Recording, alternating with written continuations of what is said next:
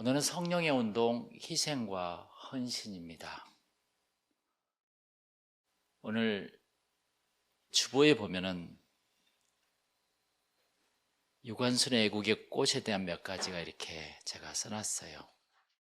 유관순은 서대문 형무소에서 18세 나이에 숨을 거두었습니다. 육신은 6토막으로 잘리고 귀와 코가 베어져 있었습니다.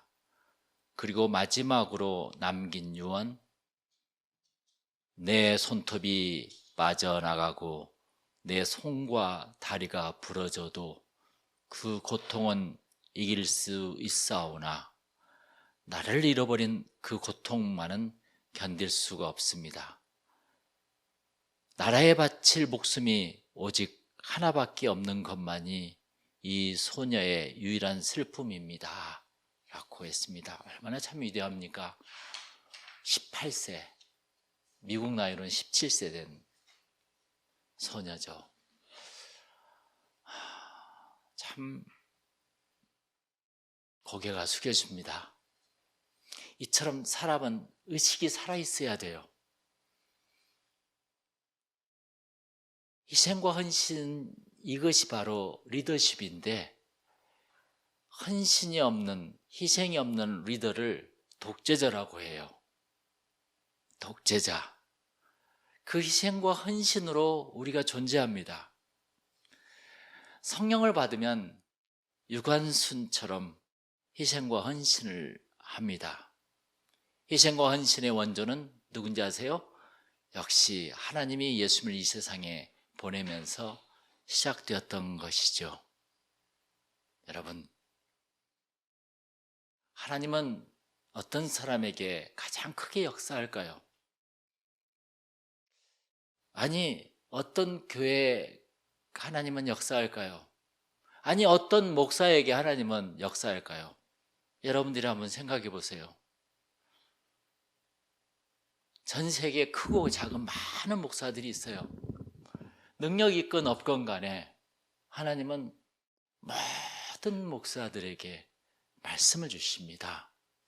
그게 참된 말씀이에요. 그게 가장 큰 은혜라는 것입니다. 오늘 우리 교회에도 똑같이 희생과 헌신이라는 말씀을 줬던 것이죠. 얼마나 값진 것입니까? 이것을 내가 참되다고 받아들이면은 참된 것이고, 거짓이라고 받아들이면은 아나니아처럼 거짓이 되는 것입니다. 참과 거짓 참 중요해요. 그것은 상대방에 따라서 이루어진 것이 아니라 내 마음속에 있는 것으로 판단하게 되어 있습니다. 말씀 중에 가장 소중한 소재로 유관순을 끄집어 드렸어요, 제가. 그러면 누가 우리 자녀들과 후배들에게 유관순을 가르쳐 줄 것인가? 저는 그게 가장 큰 첫 번째 우리들이 생각해 봐야 될 것이라고 생각해요. 우리 자녀들에게 유관순을 가르쳐 줄 수 있습니까?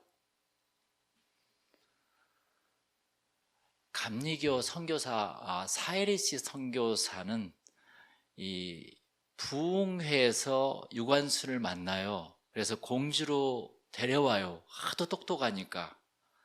그리고 수양딸로 삼아요. 그리고 신학문을 교육시키고 이화학당에도 자기 딸이라고 이야기해서 총장학금을 다 받고 공부를 하게 만듭니다. 거기에서 기독교 정신과 애국 정신을 함께 심어주는 것이죠. 그래서 명문가에서는 훌륭한 부모는 자녀에게 헌신을 직접 보여줍니다. 교회에서 봉사를 직접 하면서 보여줘요. 그리고 사회에서는 많은 도네이션을 해가면서 보여주는 것이죠. 자녀들은 똑같이 따라서 해요. 명문학교는 실용주의 문화를 가르치기 전에 희생과 헌신을 가르친답니다. 그리고 English, Spanish 뭐 여러 가지 많은 언어도 있겠지만은 바로 라틴어와 성경을 가르친대요. 놀라운 거죠. 그 대학은 학교 성적보다 에세이를 먼저 보는 것이죠. 뽑을 때는 어떻게 살아왔는가가 참 중요한 것입니다. 우리 아이들에게 사회에서 출세와 성공보다도 헌신과 희생을 먼저 가르쳐야 사회가 밝아지는 것입니다. 돈이 아닌 희생과 헌신으로 우리들의 나라와 사회가 존재한다는 거 아시죠? 10명 중에 한 사람만 빼놓고 나머지 많은 사람들은 돈이 많아서 선진국인 줄 알아요. 다들 경제성장이 됐으니까, 수준이 됐으니까, 그게 바로 GNP가 높아졌으니까 선진국이 아니겠습니까? 물론 그걸로 측정하겠죠. 그러나 그것이 있기 전에 바로 희생과 헌신의 교육이 있었다는 것입니다. 많은 사람들은 돈이 많아서 선진국인지 알아요. 하나님은 이 세상을 절대 그렇게 만들지 않았다는 것을 여러분 믿습니까? 유관순이 있었기에 이 나라가 존재하고 스테판처럼 희생자로 인해 기독교가 존재했던 것이지 내가 예배 한번 드린다 해서 존재한 것이 아니라는 것이죠. 여기 바나바처럼 헌신자가 있었기에 예수 공동체가 존속된다는 것이죠. 그 헌신과 희생의 주체가 바로 성령이라는 거예요. 성령이 이끄는 공동체의 특징은 무엇인지 아세요? 오늘 주보에 나오죠. 32절 믿는 무리가 한 마음과 한 뜻이 되어 그랬습니다. 한 마음과 한 뜻이 되는 것이 성령이 이끄는 공동체의 특징이라는 것이죠. 누군가 어떤 한 사람의 희생과 헌신이 있으면 한 마음이 됩니다. 서로 한 마음과 한 뜻이 된다는 것은 쉽지 않습니다. 하나 되는 것은 단지 성령으로만 가능해요. 서로 하나 되지 못한 것은 성령이 떠났기 때문입니다. 이 거짓 영이 다스리기에 교회가 분리되고 서로 싸우게 되는 것이죠. 또한 성령의 깊은 단계에 들어가면 영적인 변화뿐만 아니라 물질과도 변합니다. 성령이 임하면 방언도 하고 예언도 나오고 기적도 일어납니다. 자신의 얽힌 문제도 풀어집니다. 그러나 더 놀라운 사실은 구제가 일어난다는 것이죠. 성령의 임재의 초보 단계는 기적, 신유, 방언, 예언 같은 현상이 일어납니다. 저도 1981년도 8월 달에 수련회 때 방언을 받고 엄청난 회개와 엄청난 능력이 그때부터 쏟아지기 시작했습니다. 그러나 그보다 더 큰 능력은 구제입니다. 성령의 깊은 단계에 들어가면 사람들은 자기의 삶을 헌신하게 됩니다. 그 전까지는 자기를 자랑하고 이런 것도 많이 하죠. 저도 그렇게 해봤었어요. 그런데 깊이 들어가면 자기 삶을 헌신하게 되는 거예요. 할렐루야. 32절 믿는 무리가 한 마음과 한 뜻이 되어 모든 물건을 서로 통용하고 자기 재물을 조금이라도 자기 것이라 하는 이가 하나도 없더라 그랬습니다. 자기 것을 자기 것이라고 말하지 않게 됩니다. 영혼의 자유뿐만 아니라 물질에도 자유를 느끼고 있다는 겁니다. 또한 시간도 내어줘요. 시간에도 자유를 느낀다는 것이죠. 그들은 핍박과 투옥까지도 기쁘게 받아들입니다. 그게 바로 성령의 역사죠. 세상에 얽매이지 않고 참으로 자유로워집니다. 34절과 35절을 보면은 우리 다 같이 한번 읽어볼까요? 그 중에 가난한 사람이 없으니 이는 밭과 집 있는 자는 팔아 그 판 것의 값을 가져다가 사도들의 발 앞에 두매 그들이 각 사람의 필요를 따라 나누어 줌이라 그렇게 했습니다. 매일 성령에 이끌려 사는 사람의 소망은 이 세상에 있지 아니하고 하나님 나라에 있기 때문이죠. 그렇죠? 하늘에 소망을 두는 사람들의 특징은 이 땅에 재물을 쌓아두지 않습니다. 그러기에 이들은 이웃과 나누는 거예요. 그래서 성령과 지혜가 충만한 나눔을 위해 7집사를 뽑았던 것을 6장 3절에 우리는 더 볼 수가 있습니다. 다음에 이야기하겠어요. 이것이 집사의 기원이었어요. 그러니까 나를 비워 성령을 채우게 해야 사람은 기쁘고 행복해집니다. 2개의 물컵이 있다고 생각해 보세요. 하나는 나의 세상적인 욕심으로 꽉 차 있는 것. 또 한 컵은 욕심을 비우고 기도하고 성경을 읽으며 주님께 맡기는 것. 두 사람이 뭐예요? 한 분이 유관순이라면 한 분은 1번이죠. 욕심을 비우고 성령의 공간을 넓히는 삶이 우리들의 삶이지 않겠습니까? 오늘 말씀에도 두 사람이 나옵니다. 바로 세상적인 욕심으로 꽉 차 있는 아나니아와 성령으로 꽉 차 있는 바나바가 나와요. 여러분 36절과 37절에 보면 그 내용이 나오죠. 구브로에서 난 레위족 사람이 있으니 이름은 요셉이라. 사도들이 일컬어 바나바라, 번역하면 위로의 아들이라 하니 그가 밭이 있음에 팔아 그 값을 가지고 사도들의 발 앞에 두니라. 아멘. 구브로 사람 요셉 바나바가 나옵니다. 여기에 그는 예루살렘 근처에 밭을 가지고 있었어요. 그 요셉은 성령에 이끌려 그 밭을 팔아 사도들 앞에 가지고 왔다고 여기 쓰여 있습니다. 사도들이 바나바라고 이름을 지어 주었어요.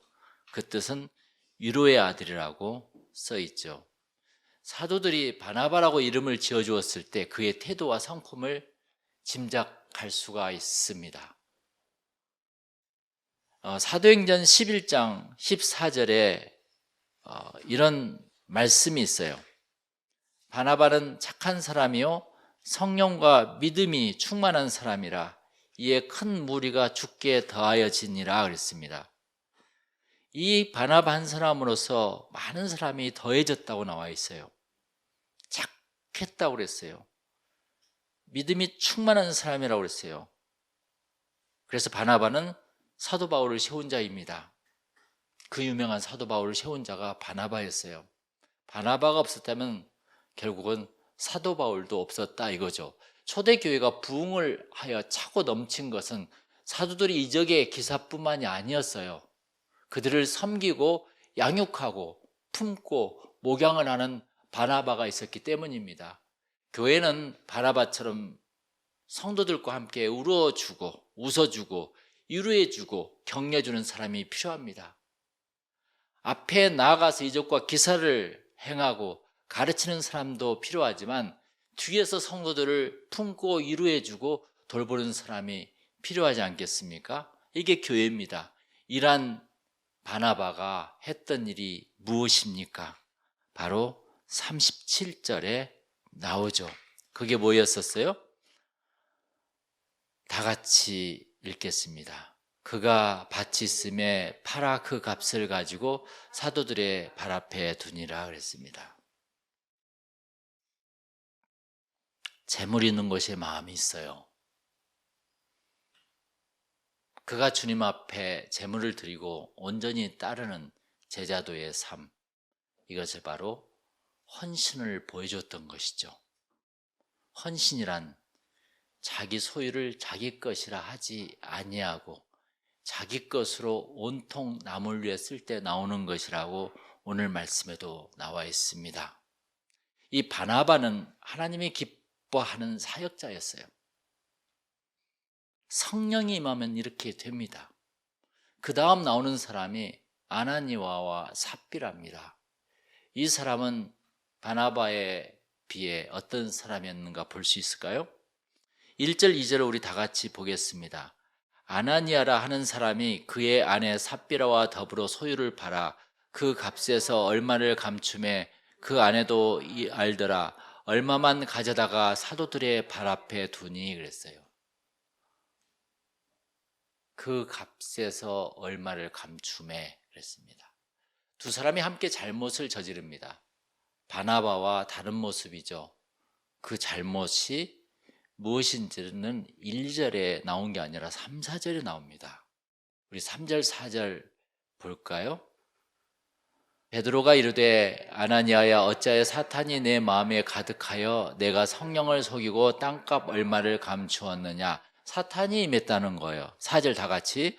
땅이 그대로 있을 때에는 내 땅이 아니며 판 후에는 내 마음대로 할 수가 없더냐.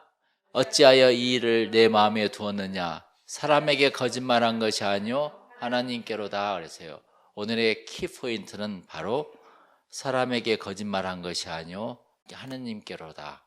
사람들은 대부분 이 말을 빼놓고 바나바가 100불 주고 뭘 팔아가지고 50불만 자기가 갖고 50불만 냈대. 그러니까 뭐 잘못된 거지. 이게 아니에요. 지금 이게 바나바의 흐름 속에서 나오는 이 성경 말씀의 해석이 그게 아니에요. 가장 중요한 것은 이것은 하나님께 거짓말했다는 것입니다. 성령이 임한 시대에는 위선을 크게 보는 거예요. 왜 바나바는 그랬을까? 우리는 여기서 한번 점검해 봐야 될 걸 알고 있습니다. 아무도 그들에게 헌금하라고 강요한 적이 없었어요. 이 헌금은 그들이 결정한 것입니다. 어떠한 동기였을까요가 참 중요하죠. 아마 결과가 안 좋은 것을 보면 나쁜 동기였을 거라고 저는 생각합니다. 아나니아는 성령을 입은 바나바를 칭송하고 따르는 무리를 보면서 욕심이 생겼을 거예요. 그래서 자기 영광을 받기 위해 헌금을 하기로 결심했던 것입니다. 그 헌금은 결국 성령을 속이고 시험하는 것이었죠. 성령의 반대편에는 항상 거짓된 영 사탄이 있어요. 우리들도 하는 척 하는 게 있잖아요. 거짓 영들은 헌신이라는 가면을 쓰고 교회를 무너뜨리려고 그래요. 우리 예수사랑교로 무너뜨리려면 그렇게 무너뜨립니다. 누가 와서 막 깽판을 부린다 해서 무너뜨린 게 아니에요. 우리 사람들을 통해서 무너뜨려요. 그게 무서운 거예요. 밖에 있는 적보다 내부의 적이 훨씬 더 무섭다는 거예요. 악은 종종 성과 너무나도 가까이에 있어요. 빛이 강할수록 그림자는 짙어지잖아요. 그 당시에는 빛이 얼마나 강했어요. 그러니 그 쇠도에는 강한 그림자가 있는 것이죠. 여러분, 가라지는 늘 알곡 가운데 섞여 있어요. 그러나 가라지는 알곡이 아니어서 결국 분리됩니다. 악이 거룩한 공동체 안에 모습을 드러낼 때 성령께서 사도들을 통해서 그것을 드러내시고 심판하십니다. 하나님에게 드리는 헌금이 아니라 자기 영광을 위한 헌금은 결국 자기를 죽게 한다는 뜻이에요. 할렐루야. 여러분, 예수 사랑교회는 순수 사랑, 거룩한 공동체입니다. 순수하지 못하면 교회를 다 떠나게 되어 있습니다. 자신에게 욕심이 차기 시작하면 답답해서 못 살게 되어 있어요. 힘들고 어려운 공동체를 섬기며 세우는 사람이 있는가 하면 자기 영광을 위해서, 자기 이익을 위해서 교회를 다니는 사람이 있습니다. 바나바는 참된 헌신을, 아나니아는 거짓된 헌신을 보여주었던 것이죠. 우리는 여기서 한 개를 선택해야 돼요. 참된 헌신인가 거짓된 헌신인가. 그 결과는 너무 달랐어요. 처음에 모양은 다 똑같아요. 알곡과 쭉정이는 항상 같이 있어요. 오늘의 핵심은 성령이 임하면 헌신하고 싶어 합니다. 이것이 성령이 임한 사람의 특징이에요. 그러나 악령이 임하면은 바로 아나니아처럼 헌신한 척 한다는 것이죠. 무서운 겁니다. 우리 예수사랑교회 하나님의 은혜가 우리 가운데 함께하기를 축복합니다. 할렐루야. 우리 다 같이 기도하겠습니다.